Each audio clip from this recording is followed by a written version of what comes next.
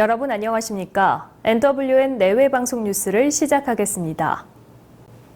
문재인 대통령의 국정 수행 지지율이 2주 연속 50%를 유지하다 북한 미사일 발사체 여파로 40%대로 떨어졌습니다. 여론조사 전문기관인 리얼미터는 7월 5주차 주간 집계 결과 문 대통령에 대한 지지율이 한 주 전보다 2.2%포인트 떨어진 49.9%를 기록했다고 밝혔습니다. 국정 수행을 잘못하고 있다는 부정평가는 1.8%포인트 오른 45.5%로 집계됐습니다.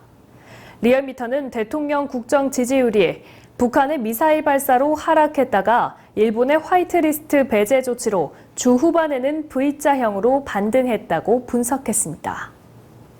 더불어민주당 일본 경제침략대책특위 위원장인 최재성 의원이 일본 여행금지 구역을 사실상 확대해야 한다면서 도쿄를 포함해 검토해야 한다고 말했습니다. 최재성 의원은 얼마 전에 도쿄에서 방사능 물질이 기준치보다 4배인가 초과 검출됐다며 방사능이 기준치 이상으로 초과 검출돼 안전이나 생명, 건강에 위해가 될 정도인 지역은 여행 금지 구역을 확대해야 한다고 말했습니다. 일본 외무성이 반일 시위를 이유로 한국 여행에 주의하라는 공지문을 올린 데 대해서는 우리는 일본 대지진도 방사능 오염도 있는데 해당 조치를 안 했다며 일본이 재발등짓기를 하는 것이고 더 막대한 피해가 갈 것이라고 경고했습니다. 일본의 화이트리스트 배제 발표와 미중무역 분쟁 등 악재가 겹치면서 원달러 환율이 개장과 동시에 달러당 1,200원을 돌파했습니다. 어제 서울 외환시장에서 원달러 환율은 전 거래일 종가보다 5.6원 오른 달러당 1,203.6원으로 거래를 시작했습니다. 달러 대비 원화 가치가 장중 1,200원을 넘어선 것은 2017년 1월 11일 이후 2년 7개월 만입니다. 서울시는 중랑구 북부간선도로 공중에 7만여 제곱미터 규모의 도로 위 도시를 조성하겠다고 밝혔습니다. 서울시는 북부간선도로 신내교차로에서 중랑교차로까지 500m 구간 상부에 인공대지를 만들고 그 위에 1,000 규모의 공공주택을 건설할 계획입니다. 계획에 대한 주민공람 등 의견 수렴 절차를 거쳐 2021년 착공, 2025년에 신혼부부와 청년들이 공공주택에 입주할 수 있도록 하겠다는 게 서울시의 목표입니다. 박원순 서울시장은 자족 기능을 갖춘 북부간선도로 상부의 공공주택이 도시공간 재창조 효과를 내고 지역 발전에 마중물 역할을 할 수 있을 것이라고 설명했습니다. 마크 에스퍼 미국 국방부 장관은 현지 시간 4일 지상 발사용 중거리 미사일 배치 문제와 관련해 이는 억지 태세를 제공하기 위한 것이며 해당 지역의 동맹 및 파트너들과 협의를 거쳐 배치할 것이라고 말했습니다. 호주를 방문 중인 에스퍼 장관은 기자회견에서 미국의 아시아 지역 내 지상 발사형 중거리 미사일 배치가 중국을 겨냥한 적대적 조치라는 인식이 있다는 질문을 받고 즉답을 피한 채 이같이 밝혔습니다. 그는 배치 지역이 유럽 지역이든 아시아 태평양 지역이든 아니면 다른 지역이든 간에 이는 영내 충돌을 억제하는 억제 태세를 제공하며 지속시켜준다면서 어느 지역이 됐든 간에 우리는 동맹 및 파트너들과 협의하여 배치할 것이라고 강조했습니다.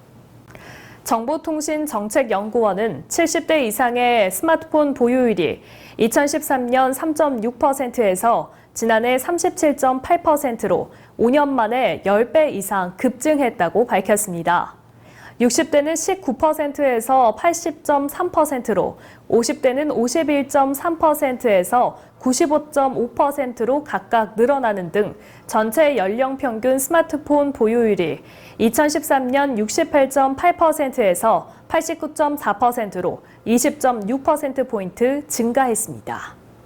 홍남기 경제부총리는 수출 제한 3대 품목을 포함해 주력 산업과 차세대 신산업 공급망에 결정적 영향을 미치는 100개 전략적 핵심 품목을 선정해 집중적으로 투자해 5년 내 공급 안정을 이루겠다고 말했습니다.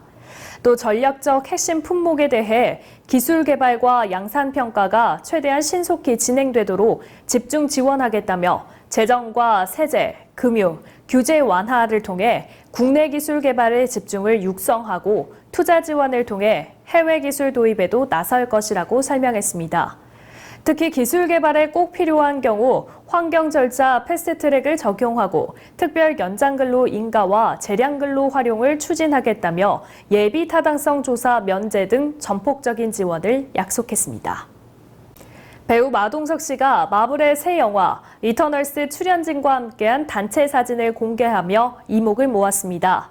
마동석 씨는 SNS에 마블, 이터널스, 길가메시라는 글과 함께 엔젤리나 졸리를 비롯한 주연 배우들과 어깨를 나란히 한 사진을 게재했는데요.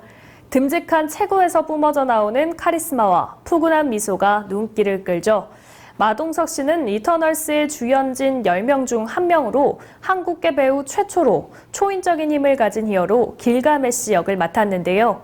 이달 중 미국으로 출국해 촬영 준비에 돌입할 예정으로 내년 11월쯤 개봉한다고 합니다. 프랑스 프로축구 브로도의 황의조가 이적 후 첫 골을 신고했습니다.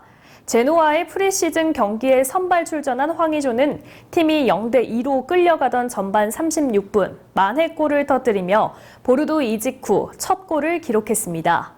황의조는 후반 16분 교체된 가운데 보르도는 막판 결승골을 허용하며 2대3으로 패했습니다. 이적 후 세 번째 경기 만에 득점포를 가동한 황의조는 오는 11일 앙제를 상대로 정규리그 데뷔전을 치를 예정입니다. 8월 1일 내외 방송은 소상공인 살리기 특집 방송 녹화를 구리시 구구곱창에서 시작했습니다. 어려운 경제 여파로 소상공인들의 폐업 및 휴업이 잇따르자 내외 방송은 지역 소상공인들에게 지역 방송 차원의 무료 홍보 방송을 시행하게 됐다는데요. 내외 방송은 리포터, 영상 녹화 및 편집을 전액 무료로 제공하여 첫 방송으로 보도했습니다. 영업에 어려움을 겪고 있는 소상공인들은 내외 방송으로 신청하면 일정을 조율하여 무료 홍보 방송을 이용할 수 있습니다. 네, 어제 전국적인 폭염으로 많이 힘드셨죠? 오늘 8호 태풍 프란시스코가 북상하면서 남쪽 지역부터 비를 뿌릴 것으로 예상됩니다. 내일은 전국으로 비가 확대될 소식이 있어 답답함을 쓸어줄 것으로 보입니다. 오늘 뉴스 여기서 마치겠습니다. 시청해주신 여러분 고맙습니다.